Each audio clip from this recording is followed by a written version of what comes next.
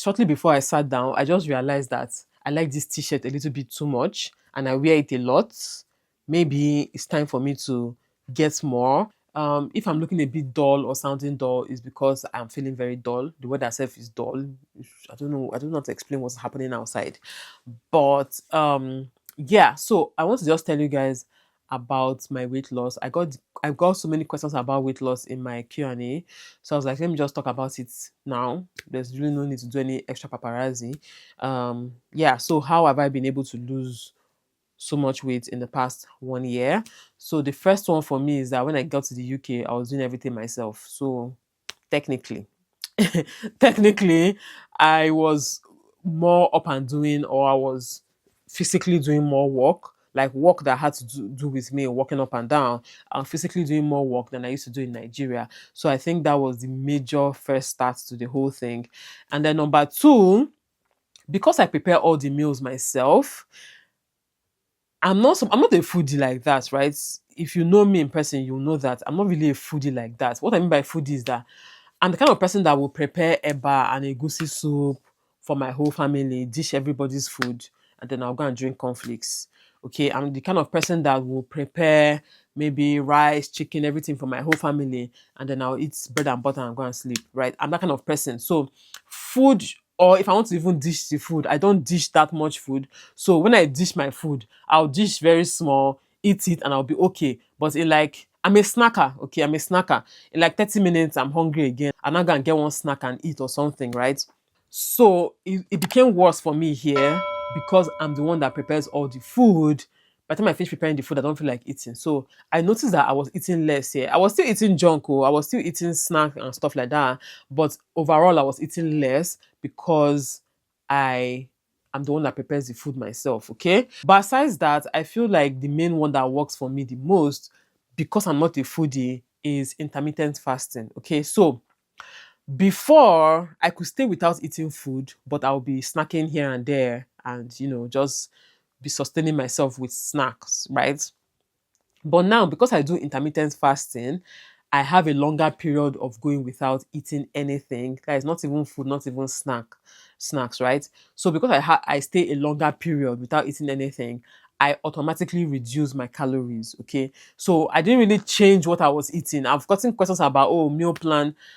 I don't get meal plan. I don't have the energy or the mental bandwidth to be doing meal plan. What I was doing is that I don't eat till after I bring my kids from school, and they usually come back around past 3, like to 4, basically. So by the time I do all these school runs and I come back home, and then everybody's now clearing and arranging their things, that's when I now have my first meal. And then my first meal is usually something like parfait or boiled eggs or fried eggs or something, because that's what my kids eat for lunch as well.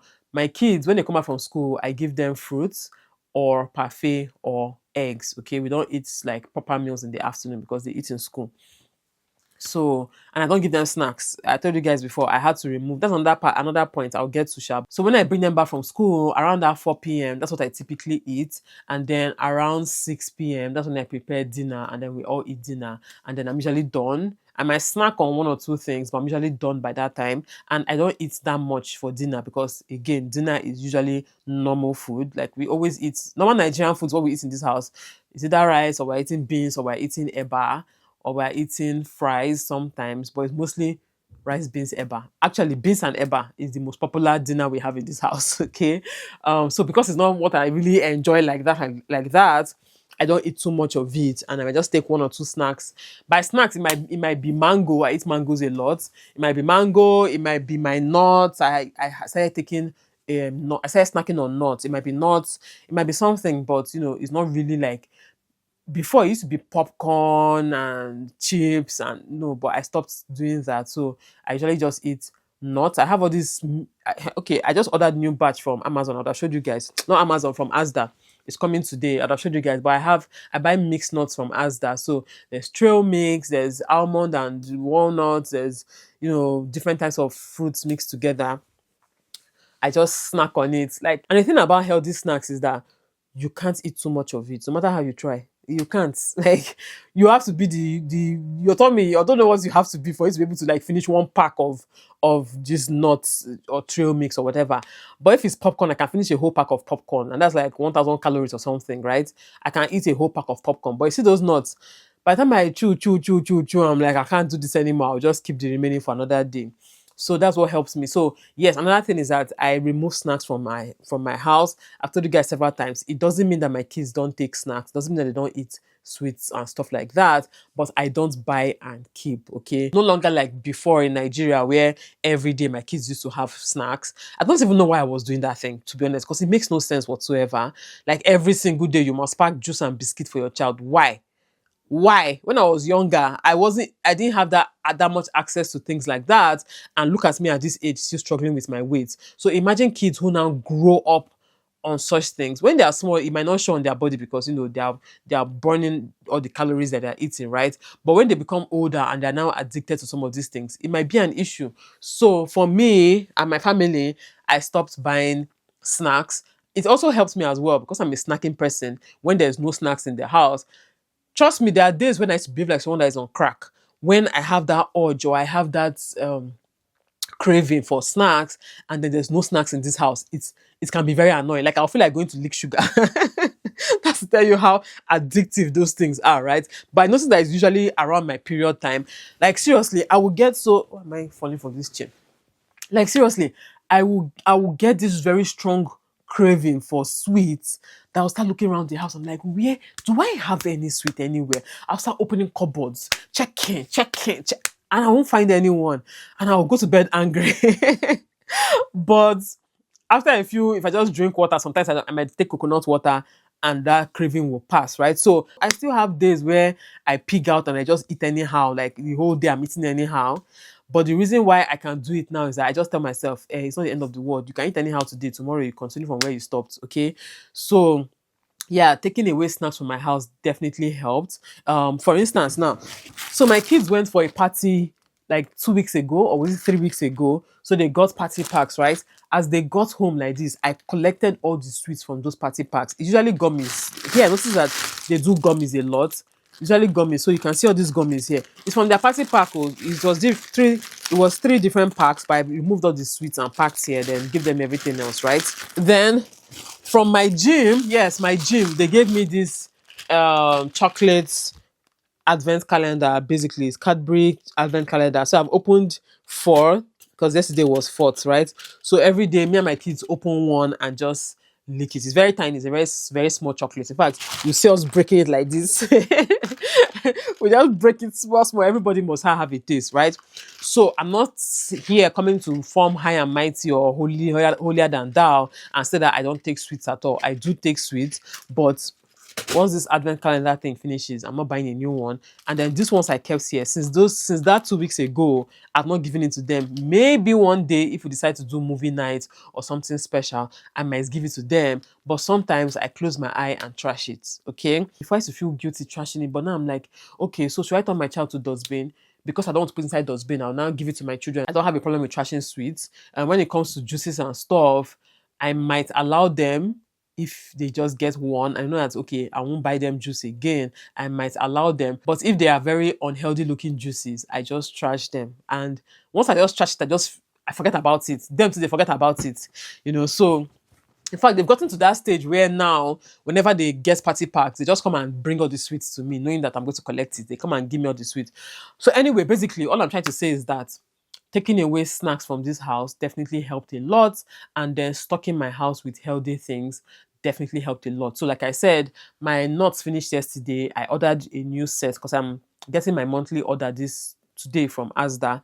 So I ordered different kind of nuts, peanuts, all kinds of nuts, right? They actually have calories though, so you can't go and pig out on nuts, say, oh, it's healthy, so let me finish a whole pack. But again, you have to be like a very, very serious hungry person for you to finish a whole pack of nuts. Then I also buy eggs. I buy 8 crates of eggs or 8 packs of eggs, pack of 12. I buy 8 at the beginning of the month, okay, and then sometime at the middle of the month, I think I buy 6. We eat eggs a lot in this house, but like a lot. In one sitting, I eat 3. My kids eat 2. That is 2 each. Sometimes Ava is 1 because she doesn't really like eggs. But if I'm frying it, I fry 2. except me and my husband. Me and my husband, I fry three eggs each for us, you know. Then I now buy chicken in large quantities. So I buy the chicken thighs and chicken lap, chicken thighs, and sometimes I buy boneless chicken, and then I spice all of them in one day, oh, including the lamb chops as well, and then beef.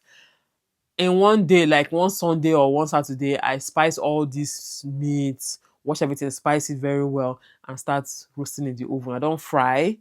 I stopped frying meat a long time ago. So I just spice it very well. Sometimes I parboil it depending on how I feel that day. I might just parboil it. Let's say I don't have enough time to allow the thing marinate. I'll parboil it with the spices and then transfer it to the oven. Parboil by parboil I mean like 1 or 2 minutes of it cooking, and not nothing serious. I'm not cooking it to get done because these are soft chicken. So I just parboil it and then I start putting them in the oven. I do like 5 batches. Okay, so we have lots of. Anytime you open my fridge, you must see roasted chicken there, right? So we snack on it at any time too. So if they come out from school, they feel like eating chicken, they eat it. One thing that this thing has taught me is that once you have healthy things in your house, you are not so like me now. I'm not so concerned about controlling what my kids eat because I have healthy things in the house. Okay, I'm still wary about what Cora eats in school. Okay, Cora and Eva, but Cora in particular. Because notice that once we got to the UK, Cora started gaining weight at a rapid rate. I know that what she eats in school has a large part to play in why she's gaining so much weight. Yeah, but because we have mostly healthy options in the house, I don't police what my kids eat. Anything. What's the worst you can eat? You want to eat 10 chicken? Oh yeah, finish it now. As long as you can finish it, whatever it take, as long as you can finish it. Then on the fruit front, that one is my husband's specialty. Every weekend, either Saturdays or Sunday, he goes to Aldi and just buys fruits, a lot of fruits. So apples, bananas, grapes, tangerines, me, I buy watermelon and pineapple and then mangoes. That's what I like buying. He doesn't care about them, so he doesn't buy them. But the ones he cares about, carrot sticks as well, like already cut carrots. That thing to me is just like waste of money because I'm sure they're charging you way more because they cut the carrots in cute, cute shapes for you. But he buys that a lot and they all snack on it and they love it. Me, I buy regular carrots in pack because I use it to cook as well. So I buy regular carrots, but him he buys those already cut ones. And those already cut ones are usually softer though. Like they're very nice to eat. So yeah, anytime they say, "Mommy, we are bored," or "Mommy, what can we eat? What can we snack on?" I'm like, "Go on, anything you see in the fridge, snack on it." Okay, I know that everything in my fridge is healthy, so they go and take snacks and they snack on it. So me too, as well. Even though I'm not really a fruit fan like that, though, I noticed is when I got here, I realized that I'm not really a fan of fruits. I love mangoes. I love specific fruits. The tropical Nigerian kind of fruits are what I love. When I was in Nigeria, I used to take things like mango, ube, that is pear. And then there's this they call it plum. I don't know if that is plum. I used to eat that in a lot. I like head and udara. Oh my god, I miss udara. Those are the kind of fruits I like. But you see all these oibo fruit, all these apple, grapes, they all taste like sugar to me. It doesn't it's not really like it's not that fantastic to me. So yeah, have I covered all the food fronts? Yeah, I think that's it when it comes to food. Okay, another thing is that I try to increase my protein intake. So now what I do is that whenever I'm putting my food, I put lots of protein on my food.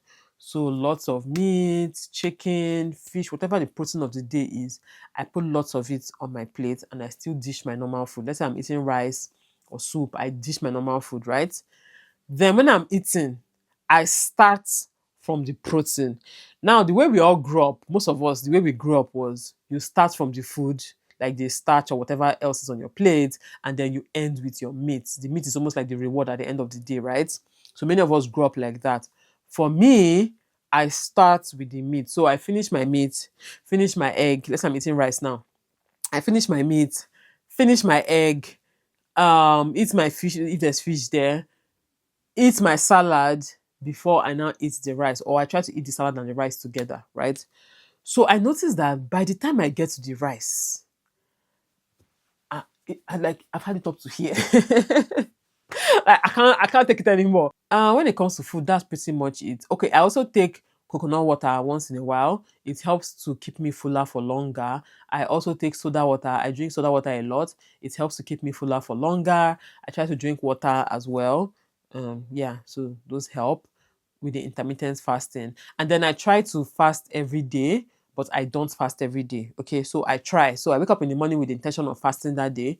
But like yesterday, where I was tired and angry, I went and made food for myself in the morning. After dropping my kids at school, I came back home and made food and ate. Okay, so it just depends on my mood that day and how I'm feeling and the time of the month.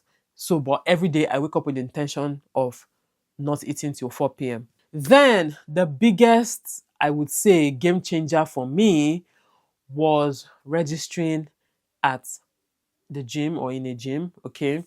So again, if you've been watching my videos, you'll know the story of my gym. The gym is with personal trainers only. So you can't just go to the gym and just work out. You are attached to personal trainers and you come at specific sessions. You book your sessions and you come for your sessions, even though you pay monthly. So you pay monthly, but you are like loaded with credits that you use to book your sessions. So one thing I noticed is that the exercises are kind of the same for everybody, but what makes your own difference is the weights and maybe the technique. Okay. So let's say we are doing squats now, right? So if you are a beginner like me, you might do what they call a goblet squat, while somebody who is stronger might do what they call it, like there's a different kind of squat. Yeah? Or even if you're all doing goblet squats, your own might be 15 kg goblet squats, while another person might be 25 kg goblet squats, right? So it's pretty much the same exercises that all of you do, but it's different weights, right? And usually have like 3 trainers for each session, and you have like two people each. Okay, so it's very even though you have other people in the class, which I like, it's very personal. I even like when there are other people in the class because the day I went for a session and it was just me and one man. Oh my god. Oh my god. Hey, you guys, that day, I was like, who sent me to come for this session? I for don't book for today. The man wanted to kill me. I was like, this fat I fat. It took me years. Oh. It's not in one day it's going to go. This muscle I don't have. It's not in one day the muscle is going to grow. Oga, pity me now. But anyway, yeah, so you have these trainers and they track your progress. So when you come to the gym, you stand on one machine that takes your overall body weight and all those things, everything that has to do with your body, like all these nutrients, water, muscle mass, fat mass, all those things. They check everything, right? So every month you do a weigh in, they check all those things as well. So they are comparing, right? So you see, oh, I started at 150 kg before weight. Now I am 120 kg. My muscle mass was this percent. Now it is this percent. My fat mass was this percent. Now it is this percent. Okay, so they track your progress, and then during your sessions they also increase your weight. Okay, so progressive overload, they try to make sure that you're doing more each time you come. You're not just doing the same thing over and over again. So yeah, my gym sessions are for 50 minutes twice a week. Technically, I can actually go for 4 sessions with 2 0 credit sessions, but the time for those sessions now they have afternoon time, but that afternoon time is like 12:30. I'm like, I cannot be going to gym by 12:30 in the afternoon. It doesn't work for me. I'm either jobless. The morning section is 5:50, so 10 minutes to 6 a.m. That could have worked for me technically, but I sleep late. So by that time, I'm still in dream world. You have to say the secret hint. I have to listen in your ear. Mm-hmm.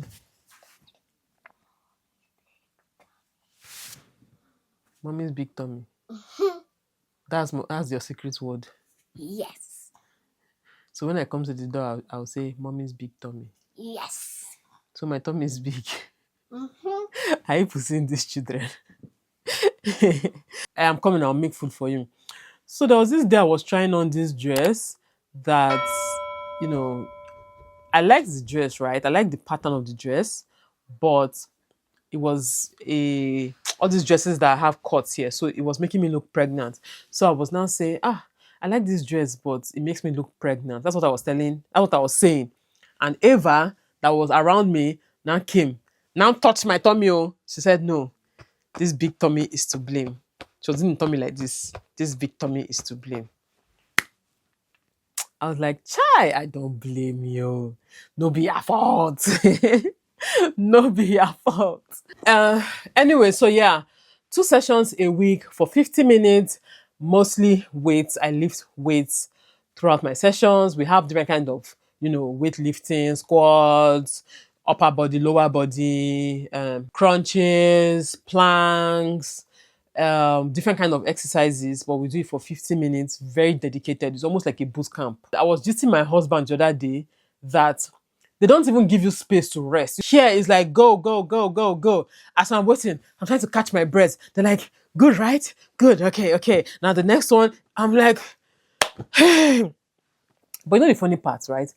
Because I go for the 9:30 session, that's after I drop my kids at school, then I now go for my session, right? So I go for the 9:30 session. All the people that come for my session are older than me. Okay, the ones that come regularly. I've come across like younger people once or twice. Okay, but the ones that I see every time I go for my session, they are older people. By older, I mean these people are in their 50s, right? But if you see how these people exercise, you guys, mostly women, oh, we have like two men, but mostly women. If you see how these people exercise, jeez. And okay, in between the exercise, me, I'll be panting. Hey, oh, them, they're just standing like this. Just they're taking deep breaths, but they're just, composed. Me, I'm like, hey, Jesus. I know, Sedge. I know. Before I was trying to do a dashi, but no. Because one day that I felt like I was about to die, I was like, I have to speak out. I have to excel out.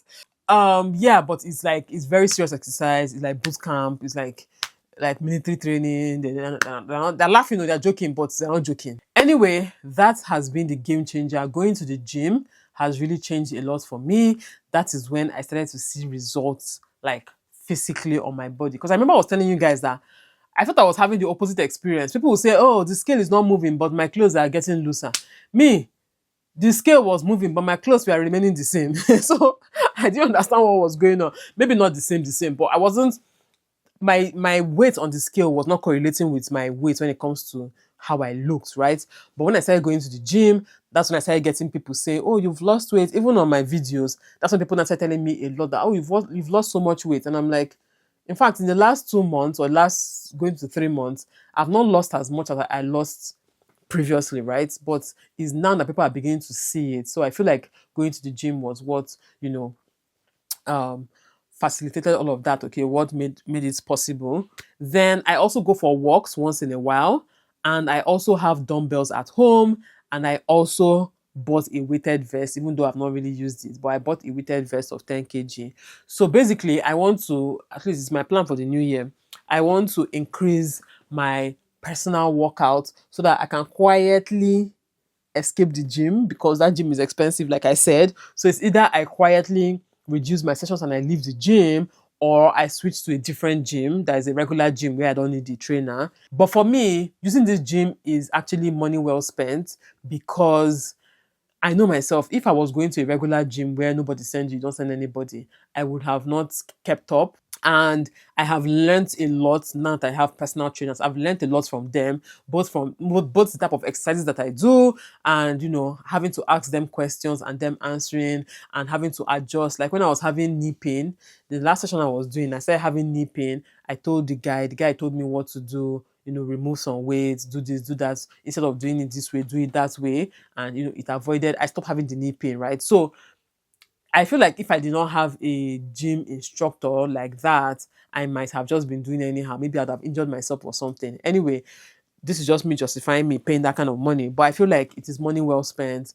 I feel stronger. I feel better. And they try to encourage you to eat well as well. Even though they're the ones that give me this chocolate too. When they gave me this, I was like, we no see beef jerky gift person.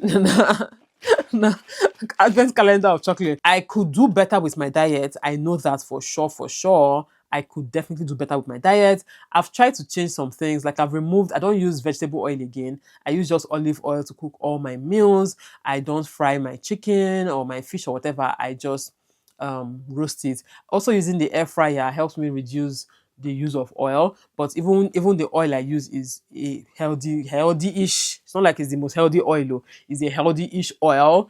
Then portion control. I've reduced my portion, but I still eat basically the same thing I used to eat before. Okay, like there's no special meal plan or meal prep. I tried to make it easy for myself because I know myself.